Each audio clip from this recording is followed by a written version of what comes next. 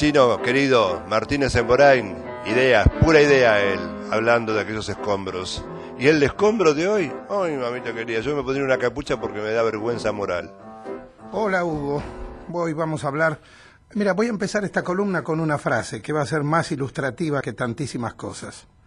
Quienes escandalizan a los niños merecen ser arrojados al mar con una piedra de molino atada al cuello. Esa fue la sentencia que verbalizó el exobispo y capellán de las Fuerzas Armadas, el último, por cierto. Estamos hablando de Monseñor Baciotto, Antonio Baciotto, contra el entonces ministro de Salud del gobierno de Néstor Kirchner, el sanitarista Ginés González García. Apenas comenzaba el año 2005. Sí, escucharon bien, esta frase correspondió al sacerdote. Semejante frase, sobre todo con los antecedentes de la última dictadura cívico-militar, que se valía de este método para deshacerse de los cuerpos de detenidos desaparecidos, incluidos, por cierto, los de las monjas francesas Alice Domon y Léonie Duquet. Esa frase constituyó una frase estremecedora en ese momento en la sociedad. El sincericidio del pastor tuvo su origen en el cumplimiento de lo ordenado por una ley originada en el Congreso, que entre otras cosas dispone la distribución gratuita de preservativos para evitar el contagio de enfermedades y los embarazos que no son deseados. El escándalo fue lanzado desde un púlpito y llevó al gobierno a su remoción del cargo del sacerdote, al que accedió en el 2012 a través de un decreto firmado por el expresidente designado, Eduardo Alberto Duhalde. Este episodio marcó además el agotamiento del concordato de 1957 con la Iglesia Católica, que creó precisamente el obispado castrense. La medida oficial incluyó la suspensión de la remuneración mensual del prelado, que llegaba por entonces a unos 5.000 pesos mensuales. Dos mujeres aparecieron en la escena pública y mediática en defensa del obispo separado del cargo.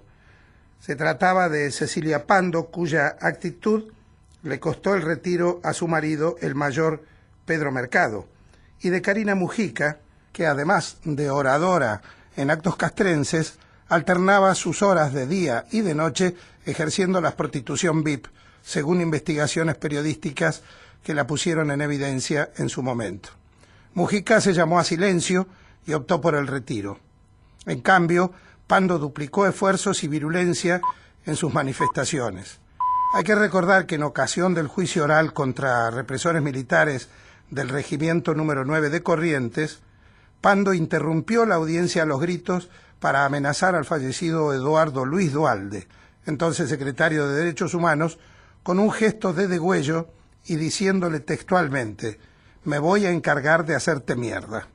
También fue candidata a diputada nacional por el menemismo de la capital federal y desde allí repudió la detención, el juzgamiento, lo que terminó finalmente en condena a prisión perpetua del comisario de la bonaerense Luis Abelardo Patti. Esta calificación tenía que ver con crímenes de lesa humanidad. Pero Hugo, compañeros, volviendo al principal protagonista de esta columna, el obispo Baciotto, debemos decir que su carrera eclesiástica la hizo en la provincia de Santiago del Estero, hasta ser consagrado obispo de Añatuya.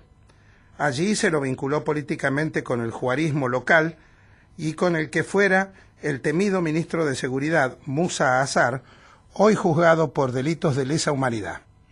Pero lo más grave fue el procesamiento que enfrentó Baciotto por tráfico de bebés en connivencia con sectores de la policía y la justicia de aquella provincia. Por último, es importante subrayar que cuando Baciotto desató el escándalo político, el expresidente Raúl Alfonsín salió a respaldar al gobierno, cuestionando al pastor y señalando también que había traspuesto los límites, al tiempo que agregaba que tenía antecedentes de antisemitismo y también posturas muy violentas contra los musulmanes. Ideas y escombros. Chino Martínez Embolain.